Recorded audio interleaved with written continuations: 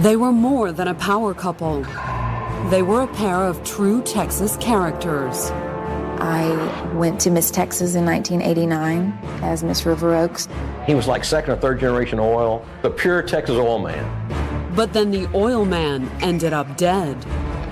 Boom, boom, boom. It's the last thing my friend saw. The beauty queen disappeared. She just told me she was in hiding. And the resulting investigation would expose a world of power, privilege, and perversion. Beautiful people, lots of money, overindulgence in drugs, hot sex, and cold-blooded murder. And it would end in a revelation almost too bizarre to believe. 2004, Austin, Texas. At just before 1 p.m., two relatives of Rhonda Glover pulled up outside the home she'd once shared with boyfriend Jimmy Jost. The family was concerned about Rhonda. The reason? Rhonda and Jimmy's tumultuous 14-year relationship. There are countless police reports of the cops going out to the house because of a call from the house or a call from the neighbors. The relationship had ended months earlier when Rhonda left Jimmy and returned home to Houston, apparently for good. They reached a crisis where Rhonda takes their little boy and runs to Houston. She said, I'm just scared to be around him. I don't want to be around him. I'm trying to avoid him. But after almost 8 months in Houston, Rhonda and her son had disappeared. Did it have something to do with Jimmy? Rhonda's mother certainly suspected as much. She'd called relatives in Austin and asked them to look for Rhonda. And that's how, on the afternoon of July 25th, Rhonda's aunt and cousin arrived at the front door of Rhonda and Jimmy's Austin home. Rhonda's aunt goes to the residence where Jimmy lives by himself. Rhonda hasn't been around for months. They had gone up to the door and had attempted to knock. No one answered. The door was unlocked. They pushed it open, but they didn't go any farther. They could smell a slight smell of smell that appeared to them to be garbage. What was the mysterious smell? Rhonda's aunt wasn't about to investigate it on her own. She contacted the police. And minutes later, when the first officer stepped over the threshold of Rhonda and Jimmy's front door, they immediately realized they were stepping into a crime scene. The Austin police officers could smell to them what appeared to be, from their years of training experience, to be possibly a body in the state of decomposition. Was the mystery of Rhonda's disappearance solved? Not exactly. Because when the police traced the source of the smell upstairs, it wasn't Rhonda they found lying dead in the hallway. It was Jimmy. Body was very bloated. It was a number of days before Jimmy's body was discovered. But where was Rhonda? And had she killed Jimmy? The answers would eventually come. And they'd come as quite a surprise. He started talking about the occult, Satanism, and having powers that God didn't have.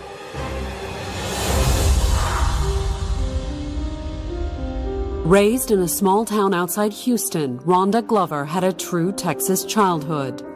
I'm from a town called Spring, Texas. It's about 40 miles north of Houston. I grew up rodeoing. I was a cowgirl. However, by age 23, the one-time tomboy had traded her lasso for a beauty queen's tiara. I went to Miss Texas in 1989. Rhonda was very pretty. She was leggy. Gosh, you know, when she walked in a room, heads would turn. And when Rhonda walked into a Houston black tie gala in 1990, one of the heads turning in the ballroom that night belonged to an oil patch millionaire named Jimmy Jost. Jimmy was a pure Texas oil man. He was like second or third generation oil. The 41-year-old's expertise extended far beyond the oil field, too. Jimmy and I were both fond of single women. And single women were equally fond of the handsome millionaire. You never had a bad time around Jimmy Jost. He just had that knack. That's certainly what Rhonda thought when she met Jimmy that night in 1990. The chemistry between them was undeniable. Jimmy was very charming. He was a very smart guy. And for the ambitious young corporate recruiter, there were other advantages to dating an older, more established man like Jimmy. I owned my own business at the time, my own recruiting firm. And he had a lot of connections to people that could help me in my business. So he started introducing me to some of the people that he knew.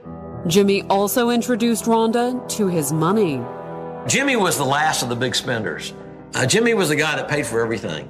And with all the money Jimmy made and inherited, he bought Rhonda anything she wanted. He was the true sugar daddy.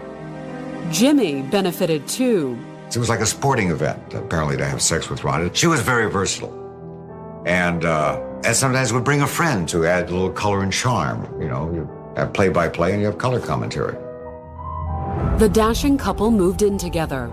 But outside the bedroom theatrics, keeping up with a woman almost 20 years younger wasn't easy for Jimmy. She was an adventurous woman and a partying woman, and she'd get carried away, emotionally upset, perhaps intoxicated. Not that Jimmy didn't do his share of drinking and getting carried away, too. It was a very volatile relationship. There were a number of police calls to the house.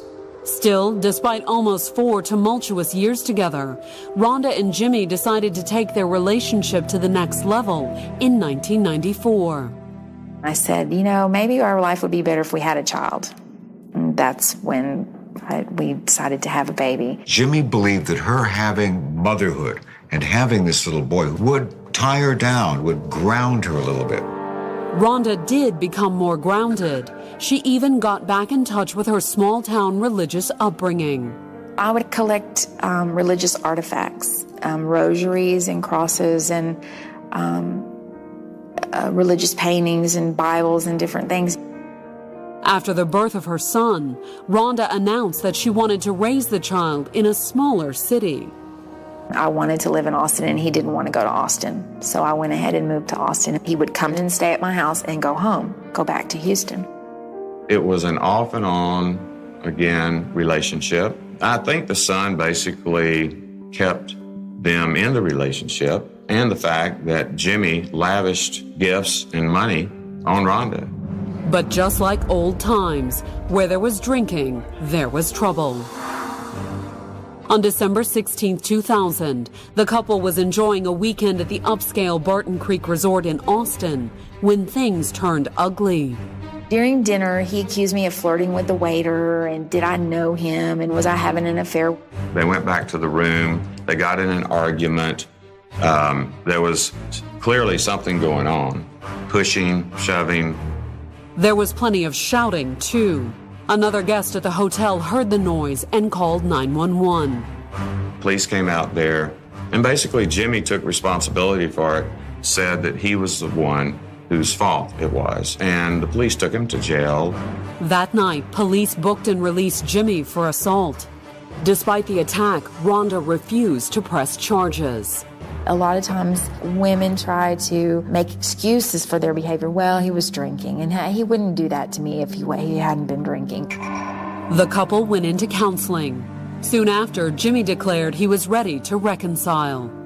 He asked if he could come and live with me, and I agreed. Jimmy moved into Rhonda's Austin home, but the couple's old party life not only resumed, it intensified. In the gossip group, we knew that there were some drugs being used. According to the gossip, Rhonda was the driving force behind the couple's drug use. She hit it pretty hard in parties and stuff. Everybody knew, and she was the life of the party. If she did drugs, he did drugs.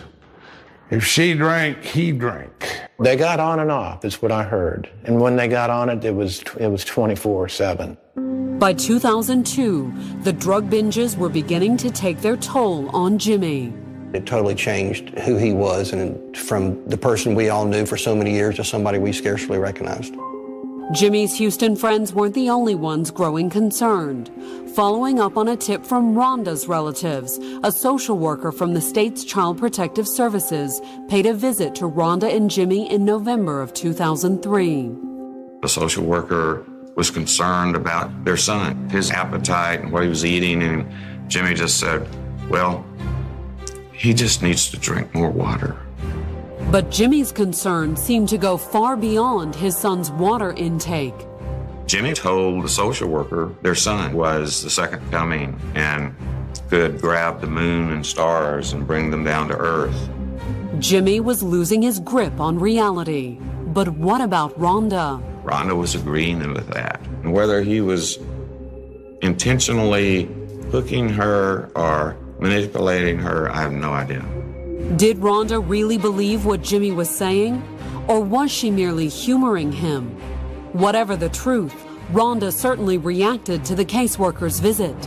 Afraid of losing custody, she decided to put some distance between herself and Jimmy. I had been packing a suitcase secretly. You know, every day I would take one more thing and put it away. One more thing of my son's and put it away so that he wouldn't notice it all gone. After several days of packing, she took their son and slipped out quietly one night while Jimmy was asleep. Her destination? Houston. I moved to a 24-hour security guarded apartment complex, and I gave them his picture, and I said, he's on drugs, he's very dangerous, he's obsessed. The precautions quickly proved necessary, according to Rhonda. He tried many different ways to get in past that security guard. They were very concerned because he had come over there really strung out. She told me that there was a lot of things that were going to unfold, and she was in hiding, and I would hear the true story. And she said Jimmy was an absolutely evil man, and that I had no idea how evil he was. And it wouldn't be long before everyone learned just how far from reality the drugs had driven Jimmy. And Rhonda. July 25th, 2004. It had been 8 months since Rhonda Glover had left Jimmy and returned home to Houston, but her mother had not heard from her in weeks. The family is looking. They've been looking for her in Houston. Fearing that Rhonda's disappearance had something to do with Jimmy, Rhonda's mother asked family members in Austin to check the house she'd once shared with him. That morning, her aunt and cousin knocked on the door. No one answered. They did open the door. It was unlocked and could smell a slight smell. It appeared to them to be garbage. Rhonda's relatives placed a call to the Austin Police Department. Minutes later, the first officers arrived. In the upstairs hallway, they found the source of the odor, Jimmy Jose's dead body. The body had decomposed for several days in the heat in July, and the temperature upstairs was on thermostat 78 degrees, so the body would be almost unrecognizable. When you're left there to rot for 4 days, you become blacker than the ace of spades. It was horrible. Coming up, with Rhonda still missing, clues at the crime scene leave police wondering, was she fleeing a murder charge? Or was Rhonda running from the real killer? The shots were mostly center mass to the torso. Someone was very good at shooting. At just after 1 p.m. on July 25th, 2004, Austin police were busy putting up crime scene tape around the home of 38-year-old Rhonda Glover. Not only were Rhonda and her 9-year-old son missing, officers had just discovered a dead body inside the house. They had found a deceased person who had been there, appeared to be several days in a serious state of decomposition. Officers on the scene had a pretty good idea who the victim was. One of the officers had been to the house before in prior disturbances. But if the dead man was Jimmy, where was Rhonda? Their concern, was she in danger? Was their son in danger? According to family members at the scene, Rhonda and her son had recently disappeared from Houston. The police department, they put out a BOLO, which is be on lookout. Police start looking for those people to make sure that they're okay and find out if they knew what happened. But what exactly had happened? While police began their hunt for Rhonda and her missing son, detectives at the crime scene tried to reconstruct the crime. Based on the position of the body, the shooting apparently began in the adjacent bedroom.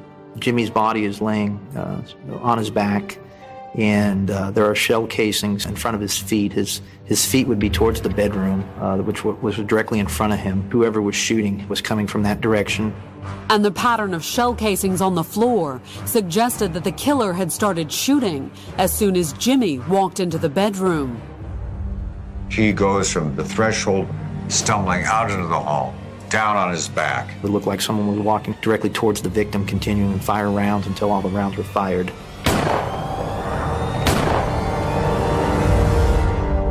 After 14 tumultuous years together, had Rhonda ended her roller coaster relationship with Jimmy Jost with violence?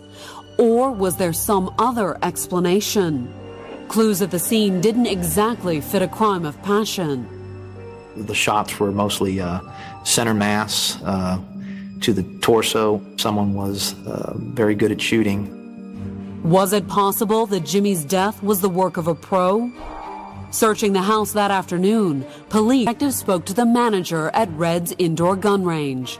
And based on what he said, the police soon suspected that Jimmy's death wasn't exactly a professional hit, but it was the work of an expert marksman. Rhonda. She learned how to shoot and how to shoot well. That wasn't all police found out either. Not only was Rhonda a regular at Red's, the range also sold guns. Red's said that she had purchased a Glock 9mm from them and had been practicing. The Glock was the same caliber as the shell casings recovered at the crime scene. Even more suspicious, the manager said Rhonda had been by the range as recently as July 21st. That afternoon, she'd purchased ammunition and even fired several rounds on the range. She practiced for about 20 minutes and she left. Was that all the shooting she'd done that day? Or was it no coincidence that Jimmy had been found dead just 4 days later? At that point, of course, she was a person of interest in the murder, and we were still trying to gather facts and information, but did not have the murder warrant. They'd soon have an arrest warrant, however. As part of the investigation, police pulled the paperwork related to Rhonda's purchase of the Glock 9mm they believed to be the murder weapon. She had given an address in Austin that when we went to check on that day, the owner said that she had never heard of her. For police, it was more than just another damning clue linking Rhonda to the crime. Giving a false address in order to purchase the Glock was also grounds for Rhonda's arrest. The ATF issued a federal firearms warrant for her. Later that evening, news of the prominent businessman's murder hit the airwaves. I think the overall community was devastated over Jimmy's death. He was a very well-liked person. My phone started ringing off the freaking wall. I was in total shock. A friend called me and said, "Did you hear Jimmy Jost is dead?" And I was stunned. My first reaction was denial. The next morning, Austin police started following up with Jimmy and Rhonda's friends. One couple told police about an unexpected phone call they'd received from Rhonda on the evening of July 20th. She called this woman who was good friends with her at one time. She said, "Hey, can I come over there and see you guys?" The couple said they told Rhonda to come on over. Rhonda and her son had arrived the next morning just as expected. Rhonda's ride was a little unusual, however. The vehicle she was in was a rented, large motorhome type RV. According to what her friends told police, Rhonda and her son were headed out of town on vacation. But claiming she had some errands to run first, she'd asked her friends for a lift to the local rental car agency. She had rented the vehicle, but she couldn't leave the RV there.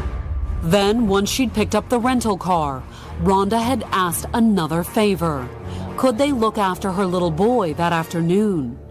They hadn't seen her in a year, but they said sure.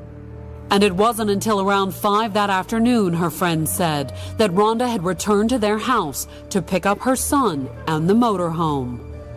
She went in, she chit-chatted for like an hour and a half, and then just said, "Well, I've got to go."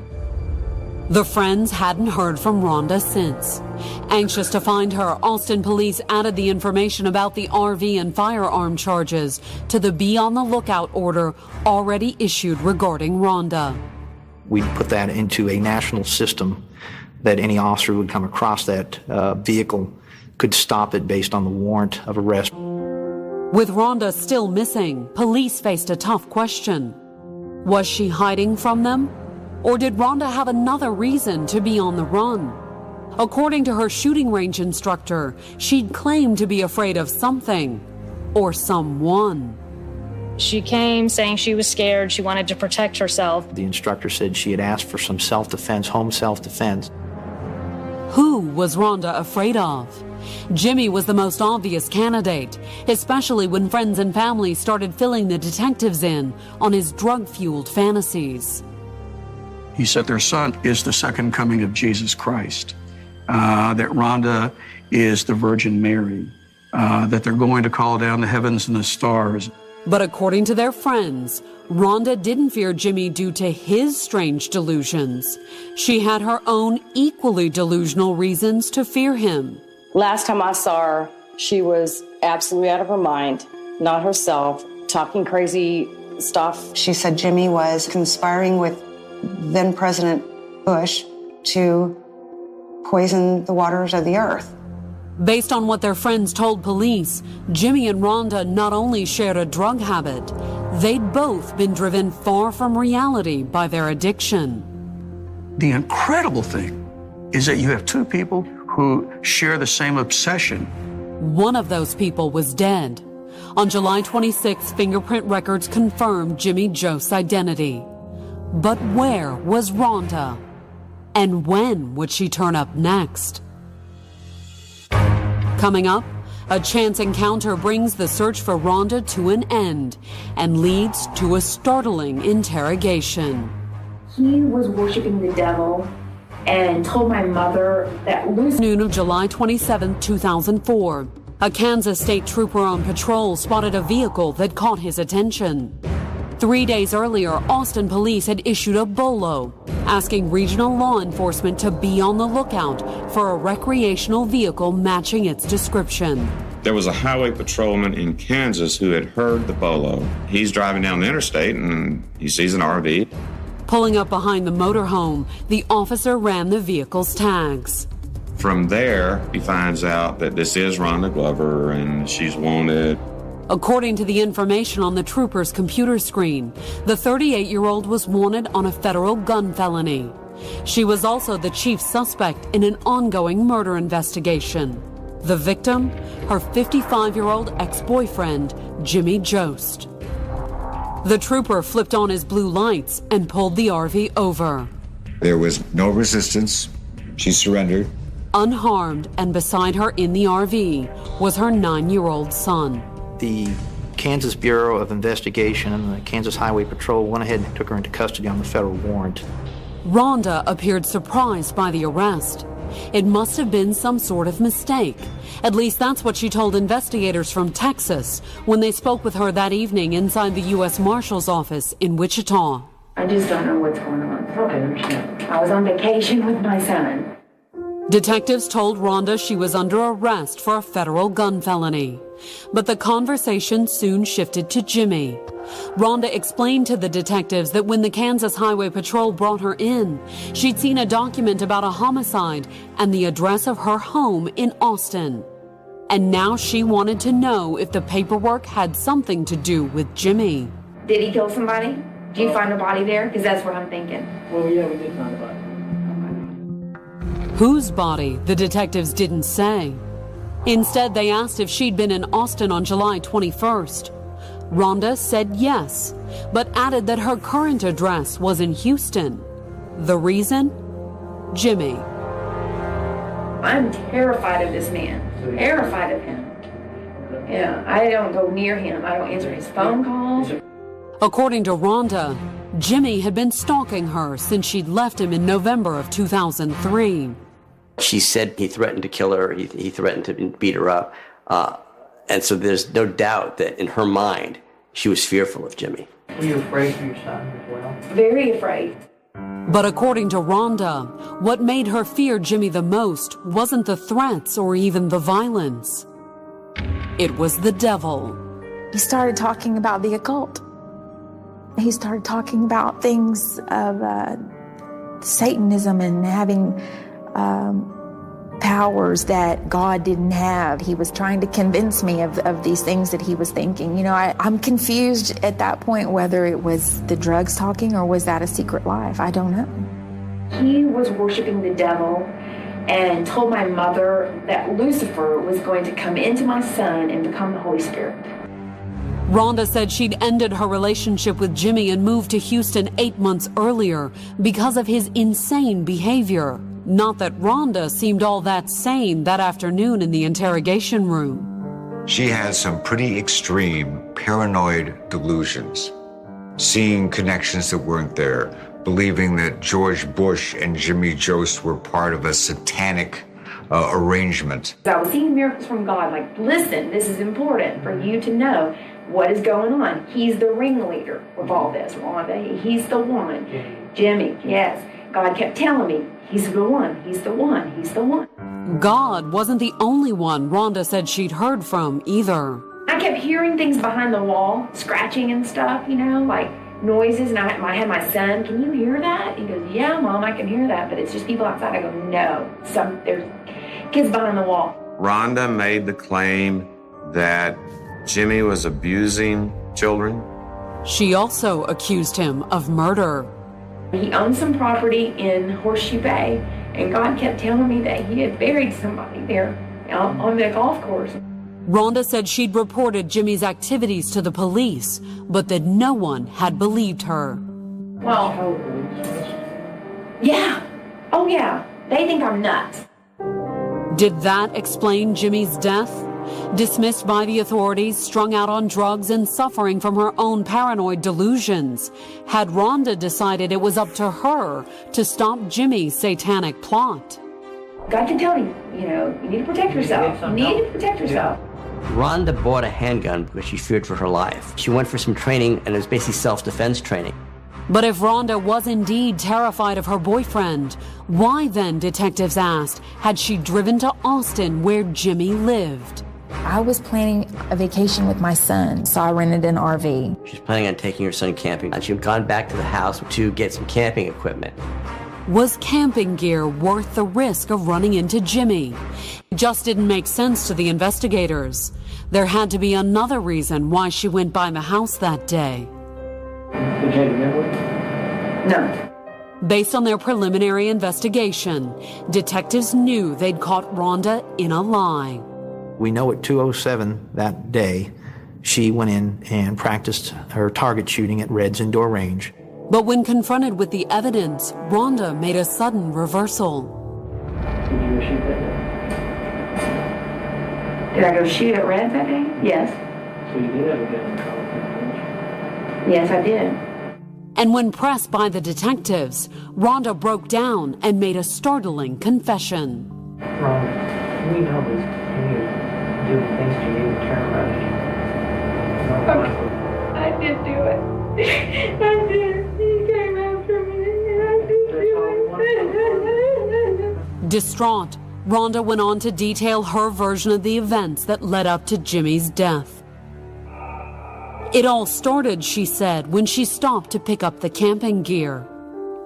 Rhonda's story was, I called him to be sure he wasn't near the house. And he assured me he was in Aspen, Colorado. No, I just hung up the phone. I went to the house, and I took my gun with me, and I was upstairs in the attic getting all my camping stuff, and I heard the garage door open. Rhonda alleged that moments later, Jimmy stormed into the bedroom. According to Rhonda, he physically attacked her. She just said what happened was he started choking her and she pulled the gun out. I was in the bedroom and he was coming at me. And he was screaming, "You bitch, I'll kill you," in this demonic voice, just like Satan was. And I just emptied the gun and I ran. The scenario Rhonda described more or less matched the evidence at the crime scene. It also matched perfectly with a story Rhonda's shooting instructor had relayed to the police. She had asked about shooting at someone coming into the bedroom. How would you do that? Some of the ways you asked about were what if I was in the bedroom. Confronted once again by evidence of what police had already uncovered, Rhonda suddenly ended the interrogation. You know what? I don't want to get a lawyer at this point. I think I should. She asked for her attorney and wouldn't talk to us any further. Rhonda may have stopped talking, but the investigation was far from over. The next day, after placing Rhonda's son in protective custody, detectives secured a search warrant for the RV. What they found inside suggested Rhonda had been planning more than a vacation. We were able to locate the Glock inside the vehicle, but under $10,000. On August 27, 2004, Texas authorities charged Rhonda with first-degree murder. Despite her claims of abuse and self-defense, Rhonda sat in Austin's Travis County Jail. Frankly, even if Jimmy was abusing, there's no law that allows Rhonda to scheme for 2 months, learn how to shoot a gun, and plan this murder. Coming up, Rhonda's case goes to court. But who will end up on trial? If you're going to tell a jury, this man deserved to die on that day at that time, you'd better really be prepared to prove why. On February 14, 2006, sheriff's deputies led Rhonda Glover into a packed courtroom in Austin, Texas. It had been a year and a half since her boyfriend Jimmy Jost had been found shot to death in his Austin home.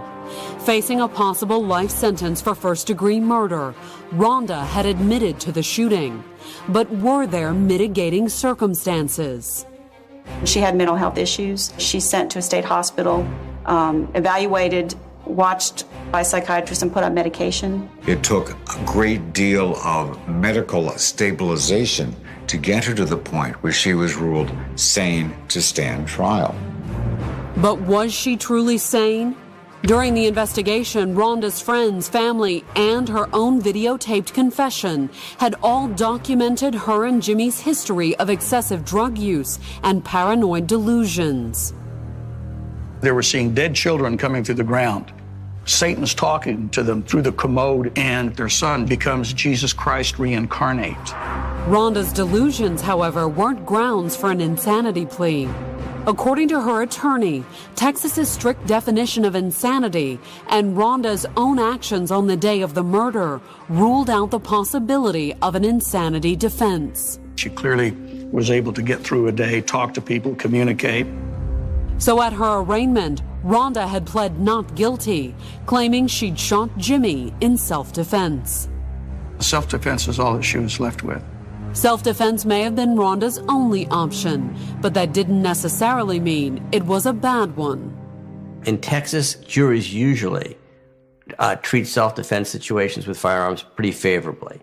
In light of her plea, the presiding judge ruled any evidence pertaining to Rhonda and Jimmy's delusional behavior would be inadmissible at her trial. Those are important things. Those are very important things too. Why did this happen, you know? As Rhonda's trial began, Travis County prosecutors in their opening statement told jurors that Jimmy's murder was cold and calculated. As proof, they pointed to the laundry list of evidence amassed against Rhonda. The gun purchase, the shooting lessons preceding Jimmy's death, and her flight in the rented RV. That's how they kind of portrayed her. She knew what she was doing. She went, she took these lessons, she learned how to use the gun. By her own admission, Rhonda had called Jimmy on the afternoon of July 21, 2004. But why? If she was so afraid of Jimmy, why call him? During her interrogation, Rhonda had claimed it was to make sure Jimmy was gone. But the prosecution argued exactly the opposite. According to the DA, Rhonda took some last-minute target practice and then called Jimmy in order to lure him into a deadly ambush. She got over there first. She called him. He was not there, and she wanted him to come over and meet her.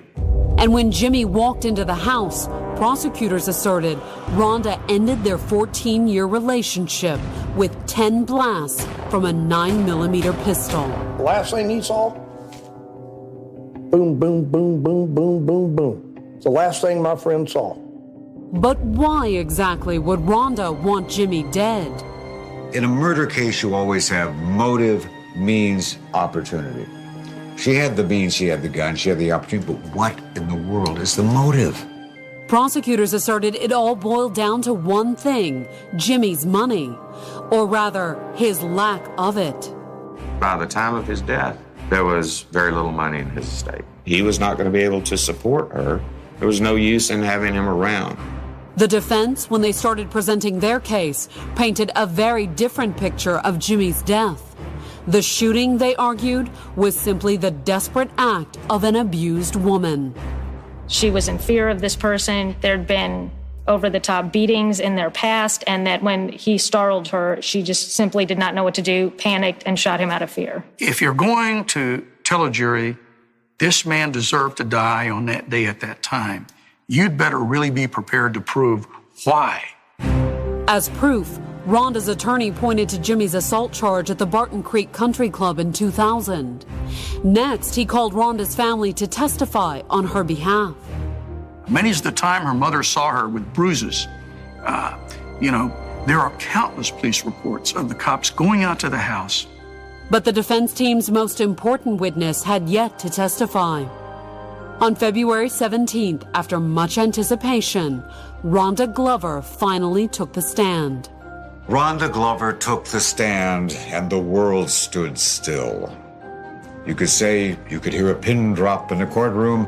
Rhonda began by describing her long on-again, off-again relationship with Jimmy as a living hell wrought with years of alcohol, drug abuse, and physical violence. They'd get back together. He promised it would be different, and then it would always unravel. Eventually, after one last fight, Rhonda told jurors that in November of 2003, she'd left Jimmy for good and moved into a Houston apartment. I was just terrified for me and my child. I really felt helpless that I walked away from him. Rhonda, however, feared that Jimmy wouldn't be so eager to let go. She thinks Jimmy's omnipotent. She still believes he's got all the money in the world. He can buy things. He can do things. He'll find her.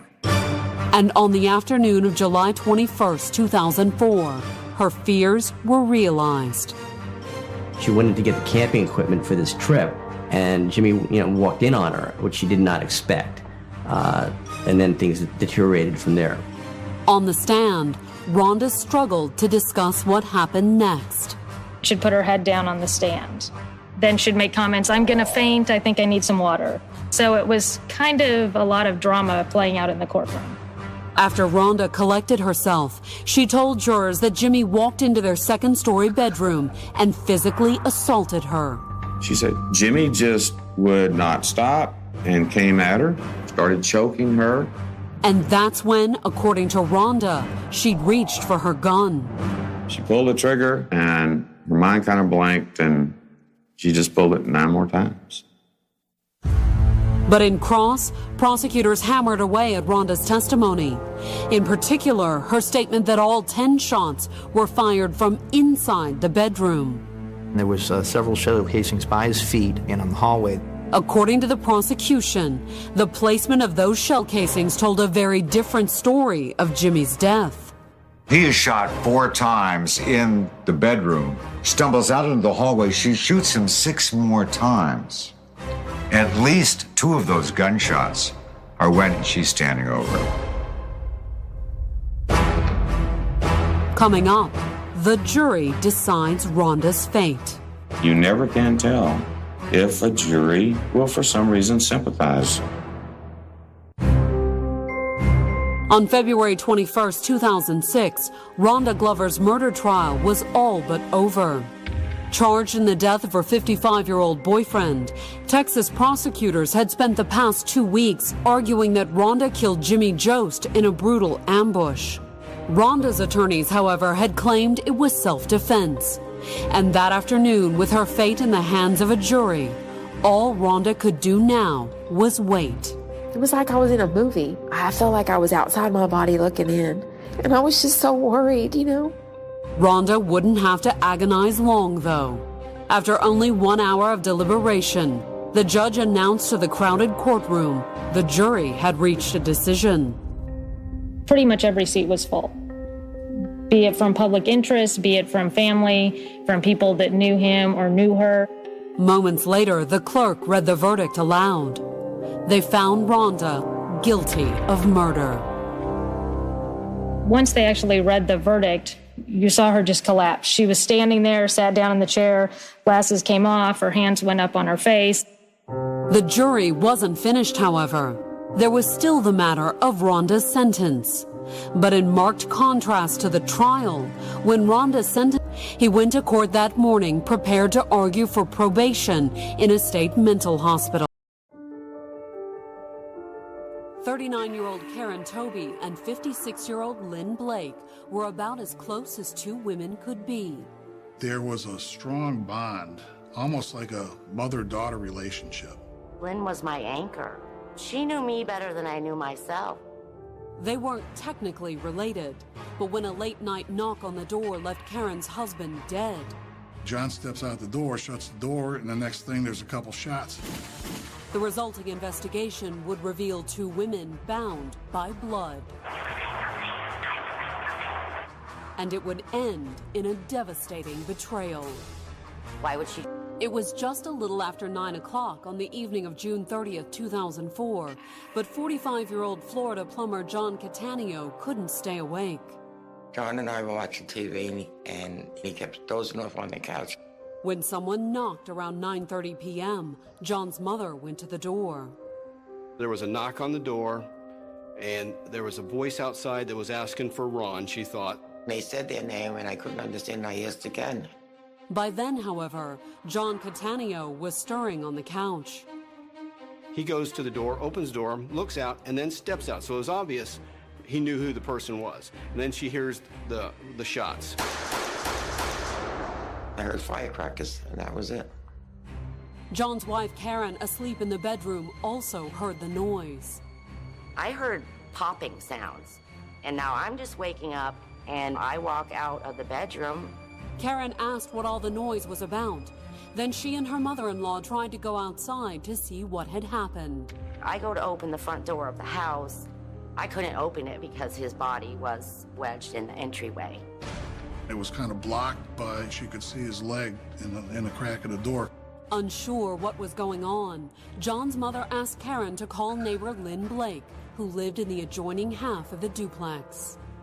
Lynn Blake goes around and looks and sees John basically dead. She said that she heard John Cattaneo take his last breath. John's mother placed a second frantic phone call. My son was shot. He was shot? My son. Police and an ambulance arrived within minutes, but it was no use. Upon arrival, our officers found Mr. Cattaneo dead. And as the ambulance took the body away, investigators turned to their only witnesses, the three women waiting in Lynn Blake's half of the duplex. They were all gathered in her apartment because we got them all out of the crime scene. With the witnesses next door, the investigators started trying to piece together why John Cattaneo had been shot down on his own doorstep. Was it a random crime? Or would John's killer be traced closer to home?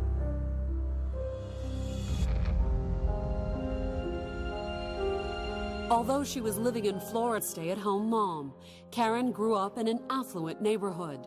In many ways, her childhood seemed idyllic, but not according to Karen. We didn't really do emotions in my home. We didn't sit around and talk about how was your day or how are you feeling. That was never a component of our family. So when her parents' marriage began to fall apart, Karen found other ways to make her feelings known. I went outwards. I, expressed my anger and so forth in very negative ways. By the time she was 10, Karen found a very adult way of dealing with her emotions. She started dulling them with alcohol. When I was very young, my parents used to have cocktail parties. There was always empty glasses whenever they went and ate or whatever, and I was right in there drinking the rest of them. Unsurprisingly, Karen's self-medicating only got worse when she became a teenager. It was all about the LSD and the MDA, and then it was anything that could melt down in a spoon. And so it just progressed from there. By the time she was 17, she'd left home. Over the next several years, Karen drifted across the country until she landed in Daytona Beach for Bike Week in 1994. By then, she sported 2 arms full of tattoos and had kicked hard drugs. But she wasn't exactly clean and sober. I drank every day, all day, and I had been for years already at that point.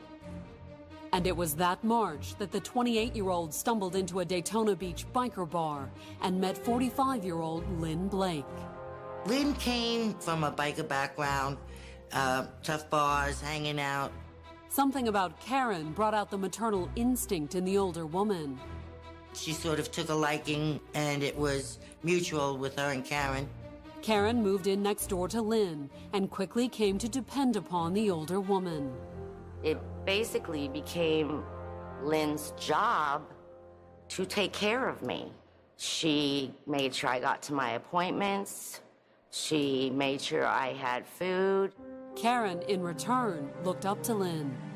There was a strong bond, almost like a mother-daughter relationship. She took that role as almost like a parent because when I'm not with somebody, when I'm alone, I am a very unstable person. But Karen's friendship with Lynn did nothing to slow down her drinking. Quite the opposite. The two were regulars at the Daytona Beach bars, including one named Rousey's. And it was there that a mutual friend introduced Karen to John Cattaneo in 1997. I had seen him a few times in there before, but he was never somebody I would have approached because he looked a little yuppie, and I normally like him a little down and dirty. Originally from Staten Island, John wasn't exactly a yuppie, but the hard-working plumber had done pretty well for himself since moving to Florida in 1990. He had a well-known plumbing business, decent reputation as a plumber. John was an awesome man. It took me a little while to feel comfortable around him. Karen and John started dating, and the longer they were together, the more Karen started to change.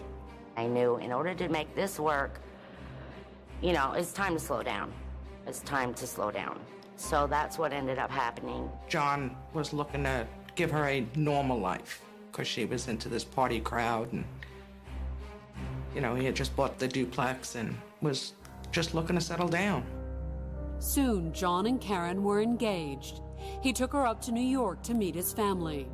They weren't quite sure what to make of the tattooed ex-biker bride-to-be, but they tried not to show it. He was getting older, and I wanted him to be happy, and if this woman made him happy, I was happy for him. Karen and John married in September of 2000, and 2 years later, Karen gave birth to a son. John was thrilled. He was the first son. Italian families are very patriarchal, and it was always about the boy, the boy, the boy. Karen's best friend Lynn Blake was also excited. By the time the baby arrived, she had settled into the adjoining half of their duplex. Lynn's always been in the picture. She was a lot older than Karen, so I thought it was kind of odd that they were best friends. She helped out with driving and stuff because Karen didn't drive. Of course, John, he saw her as a godsend, She became chauffeur, she became nanny, she became bottle maker, bottle washer, diaper changer. The baby wasn't the only person Lynn kept supplied with bottles, however. As soon as she got home from the hospital, Karen started drinking again.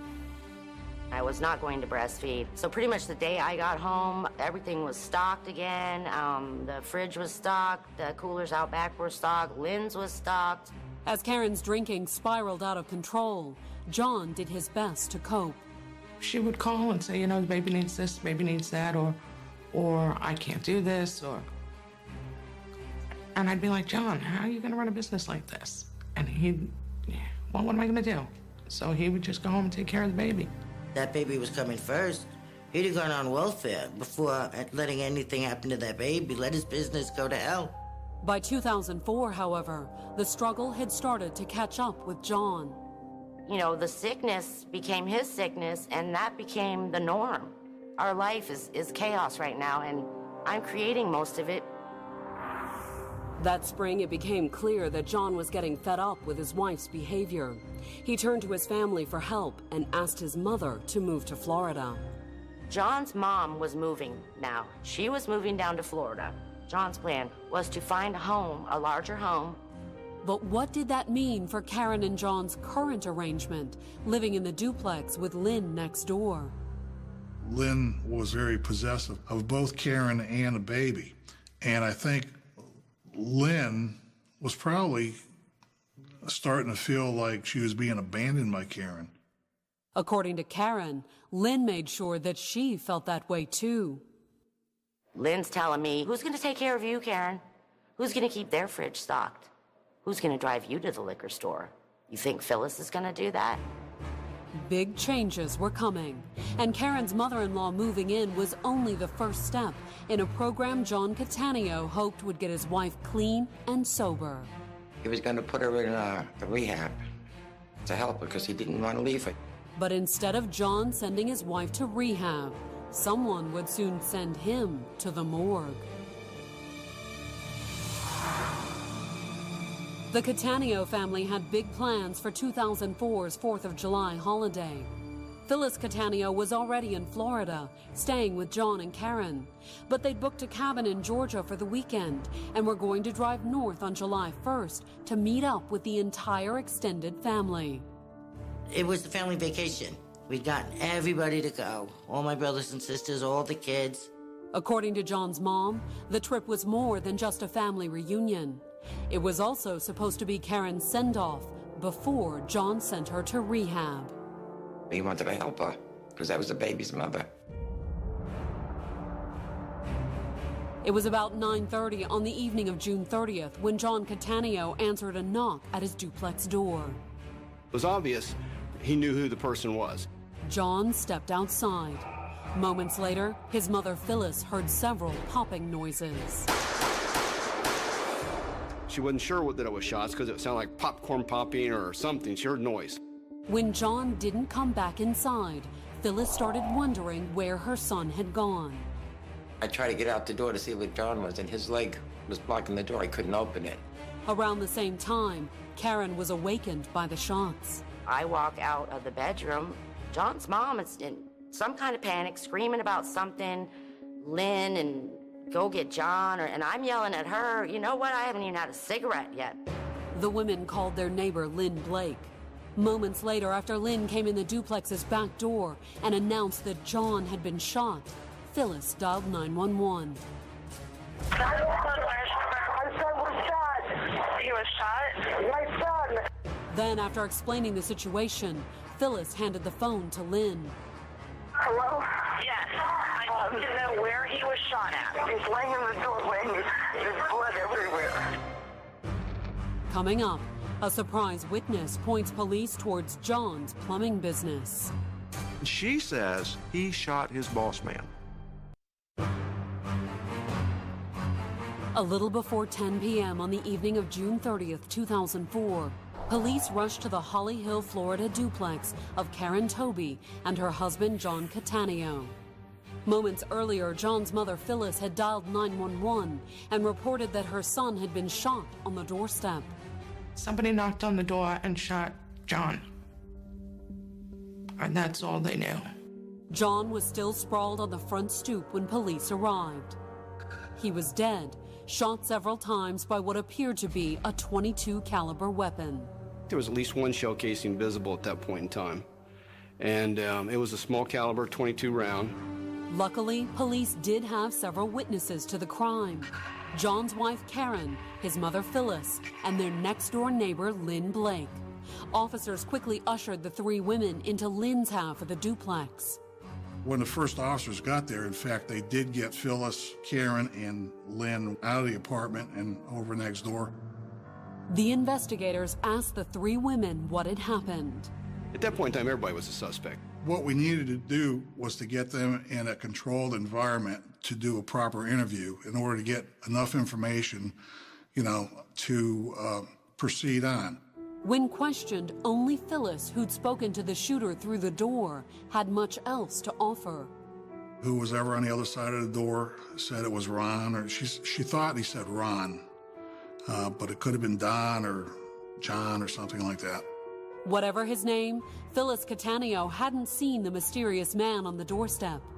But based on the way her son had stepped out the door to talk to the late-night visitor, she'd assumed it was an employee of John's. The police turned to Karen to ask about her husband's plumbing business.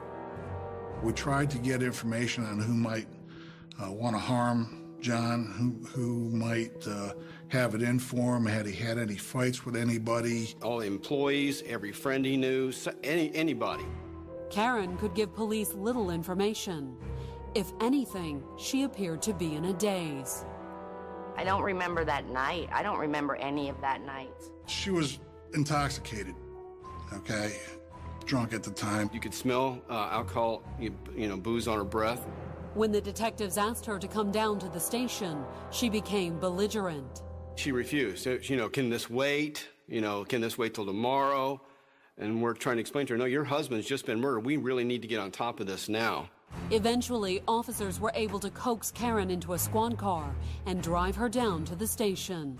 They took me and Karen down to the police station, and they tested my fingers for guns. The test results were negative for gunshot residue. The police were at an impasse. Other than the shell casings, they had no hard evidence. But they did have suspicions that centered on Karen and her bizarre behavior. I think anybody whose husband's just been murdered would be bordering on hysterics, crying, a lot of emotion. We didn't see that in her at all. It was almost like she was uncaring. And the suspicion only deepened at John's funeral. Karen Toby left within minutes of the service starting and went to a bar. Just a couple days after her husband's funeral, she took the baby and left Florida too. The baby wasn't her only traveling companion. She and Lynn Blake went to Seattle, Washington, where her father lives. That's when police started to realize the extent of the relationship between Karen and Lynn. They're almost inseparable. She's her driver, nanny, compatriot in everything they do. Were they also co-conspirators? And if so, what motive would the women have to murder John? Money was a possibility. Shortly after John's death, Karen had started making inquiries about her late husband's insurance. My dad said, we better get this going because it takes a long time for probate and all that, Karen, and you're gonna have to live.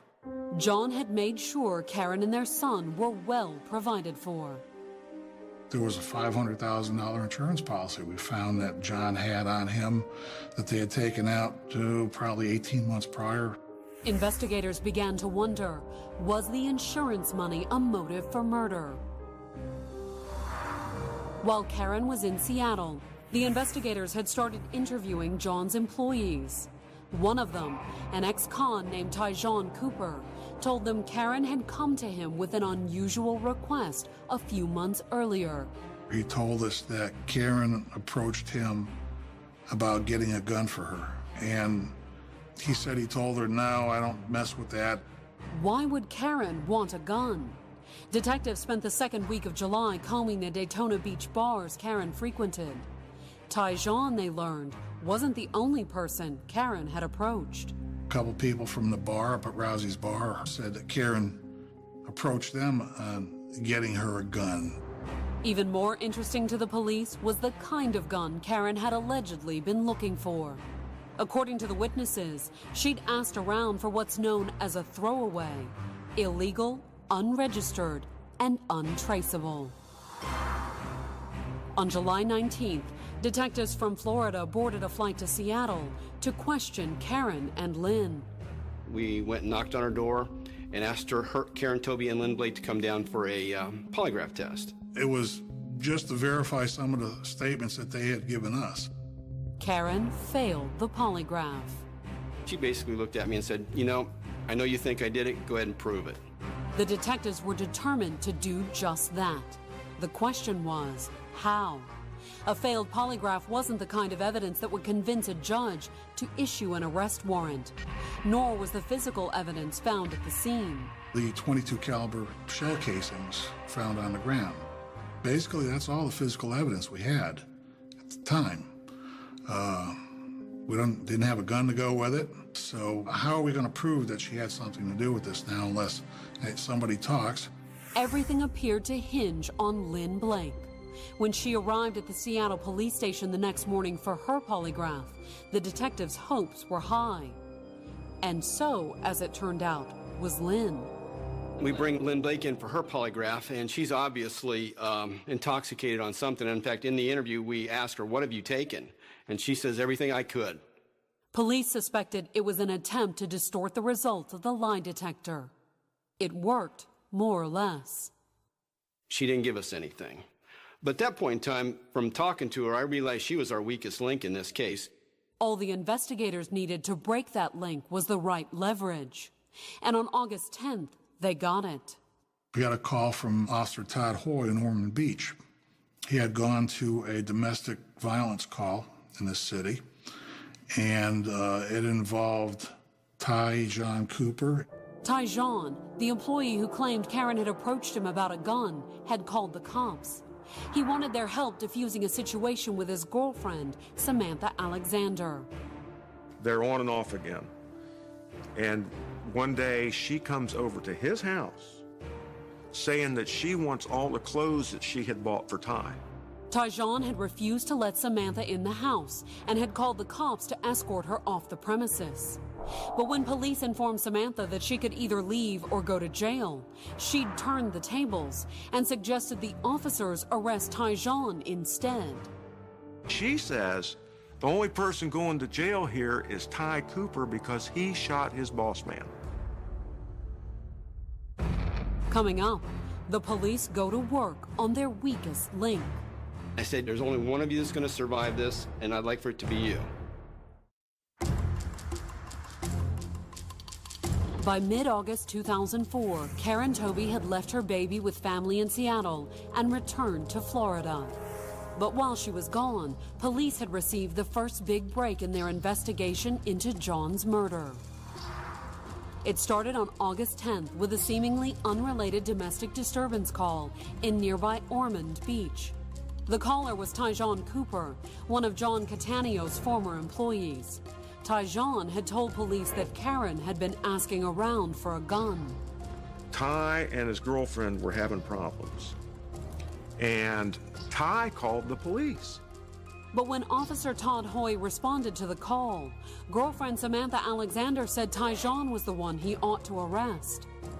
Samantha had made statements to Officer Hoy that that's all right, he's going to get his because he killed his boss man.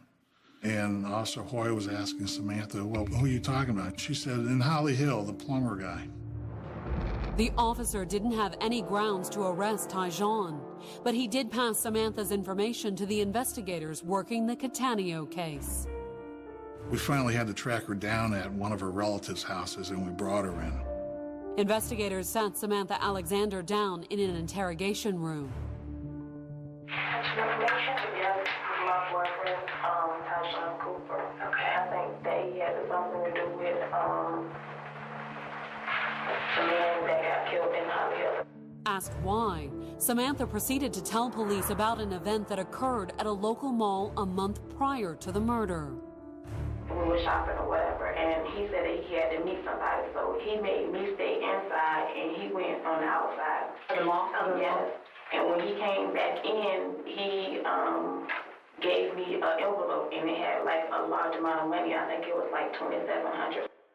Samantha said she didn't know then what the money was for, but she told police it had become clear when she overheard a phone call Tyjon had made just days after John's murder. I don't know who he was talking to on the phone, but he was telling them that Karen was supposed to have been paying him after it was done. On August 26th, police went to Tyjon Cooper's Ormond Beach home with a search warrant. A search of the house didn't produce any weapons, but in a backyard planter, police found at least part of what they were looking for. They find a bullet in a flower pot that he had shot, 22 spent round, and then we found one shell casing. John Catanio had been killed with a .22. Police sent the bullet and casing off for ballistics testing. Then detectives decided to talk to Tyjon, and they knew exactly where to find him. Tyjon was already in jail, arrested on charges unrelated to the Catanio murder.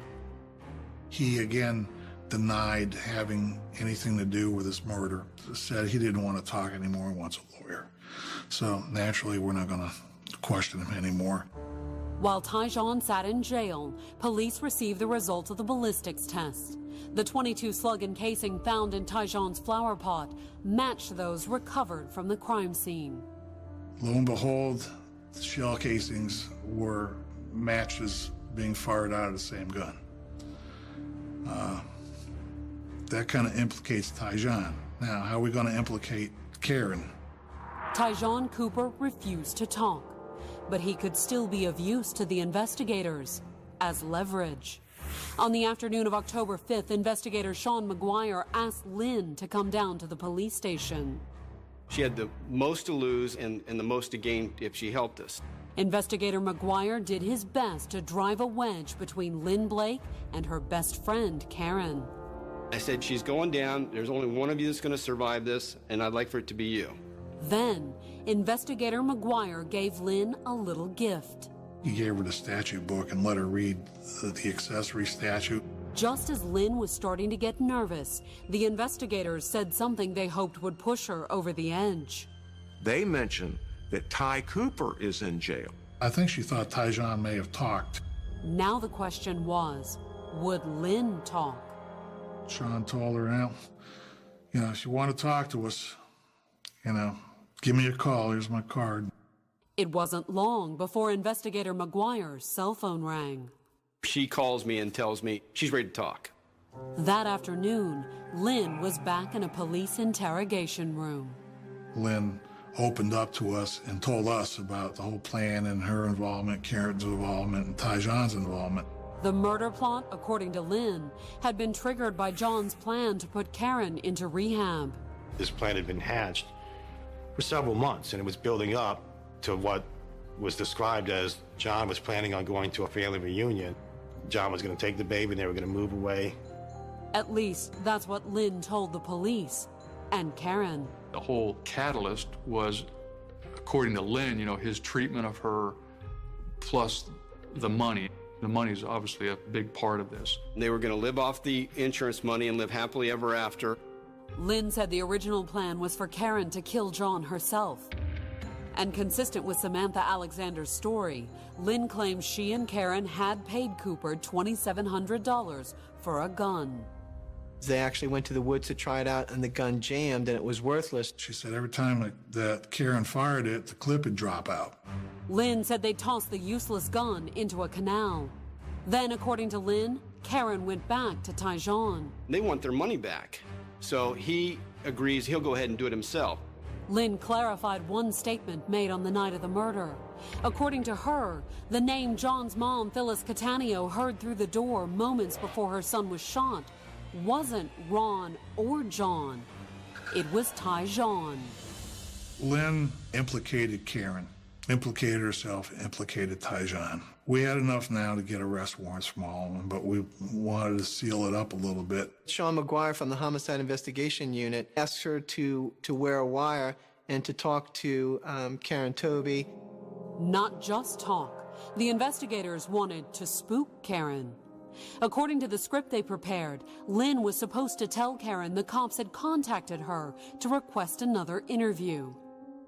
We tell Lynn to tell Karen that you're coming back to the police station and we're going to pick you up, and we want to see what her reaction is and what she says. And when the two friends got together the next day, Karen said plenty. Ironically, it was mostly in hopes of keeping her friend quiet. I have said nothing, and you say nothing. That way it's nothing, okay? Do you understand what I'm saying? Yes. Don't just now, when I didn't say anything.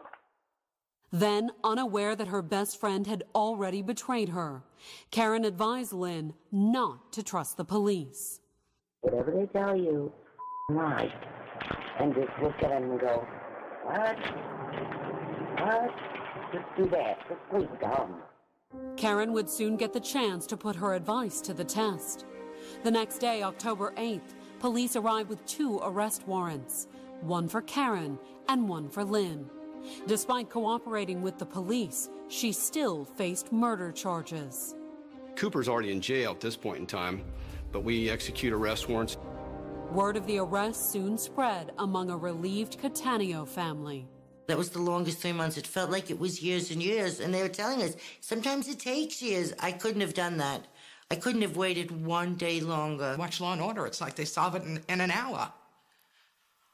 So 3 months, it was like, oh my God, oh my God, oh my God. Every day.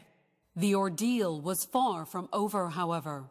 The arraignments and trials of the alleged co-conspirators were still to come. In fact, even as Karen and Lynn were handcuffed in the back of a squad car, the investigators were still gathering evidence.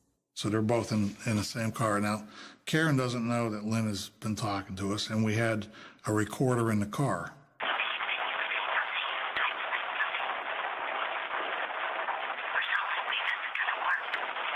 We wire up the car, but we do get some pretty good statements.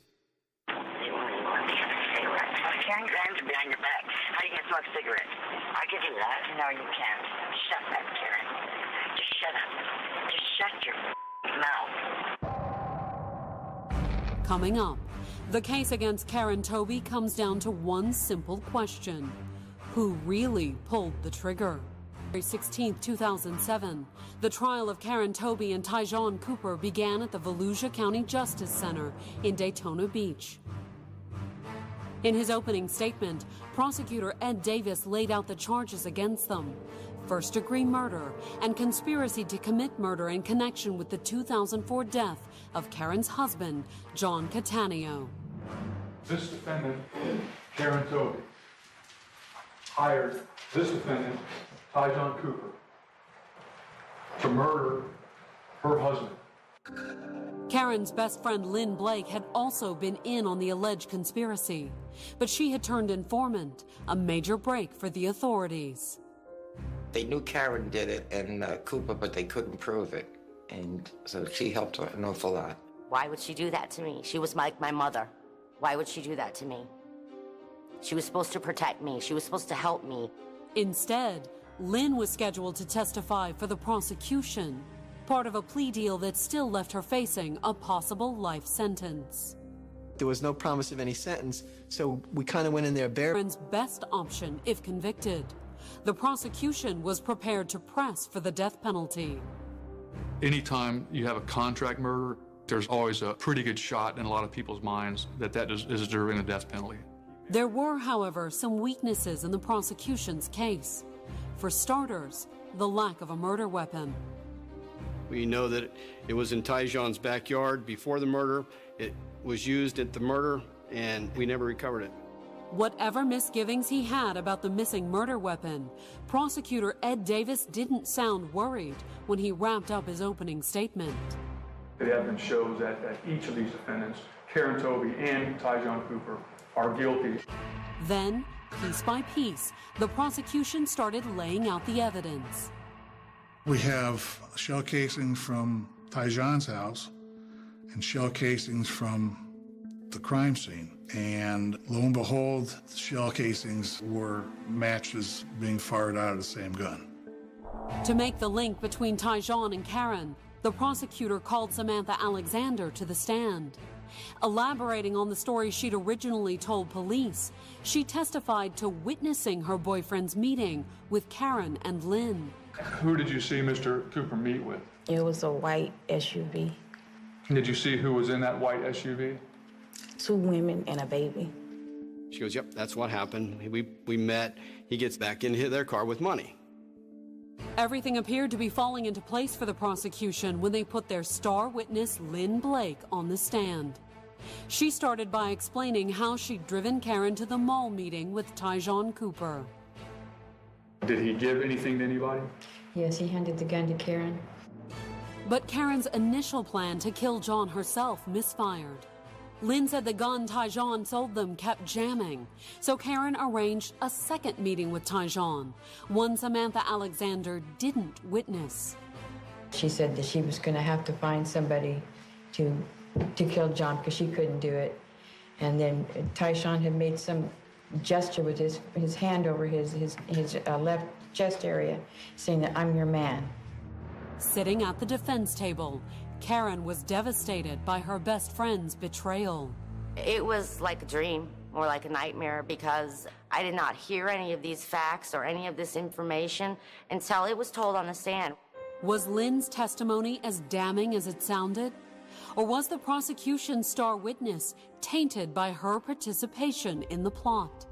Lynn Blake not only was an accomplice, but she wasn't a real sympathetic accomplice. And what if Lynn Blake was more than just an accomplice? The defense opened its case by going on the attack, portraying Lynn as John's true killer. The state's key state's witness is a murderess. The whole plot was designed and carried out by Lynn Blake. It's our belief that she was much more culpable, much more involved in the crime than she's really been assigned blame for. Karen, according to the defense, was merely Lynn's stooge. She was the dominant one, and my world revolved around Lynn, even more than it did around John. And Karen's addiction meant she was easily manipulated by the older woman. She would also fuel Karen with alcohol, with drugs. The defense also claimed that Karen's dependency meant coordinating a murder conspiracy was simply beyond her abilities. Some people say they were a functioning alcoholic. Karen was a little bit beyond that. This lady, she couldn't conspire to go to the bathroom in the morning. According to the defense attorneys, Karen was so dysfunctional, she couldn't even take the stand in her own defense. She wasn't capable of having any continuity of thought for 15 seconds. Instead, it fell to alleged triggerman Tyjon Cooper to testify. In his testimony, he admitted selling Lynn and Karen the .22. Ty provided a gun to them for what he was told was safety purposes, for security. She was like, well, there's a lot of robberies been going on in the neighborhood, and she was scared to be home by herself with a little kid. And his girlfriend Samantha Alexander's claim that he'd killed his boss? Tyjon chalked that up to a scorned ex seeking revenge. His version was they had a big fight and she was mad at him, and she just made things up against him because she was mad at him. So who had shot John outside the duplex that night? According to the defense, it was the same person Karen Toby had once considered her surrogate mother.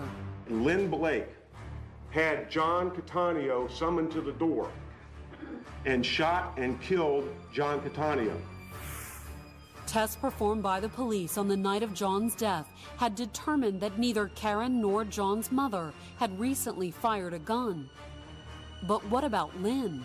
As the defense explained to the jury, there was no way to know. There were gunshot residue tests done on Karen Toby. There was not a gunshot residue test done on Lynn Blake.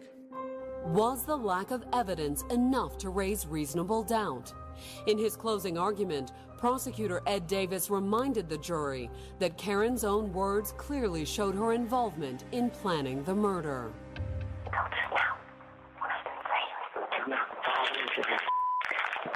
Okay? Do not fall into Lynn, because this will be our downfall. Coming up, a puzzling verdict. It doesn't make sense, but the law allows it. And a surprising sentence. It's incredible, just unbelievable to me.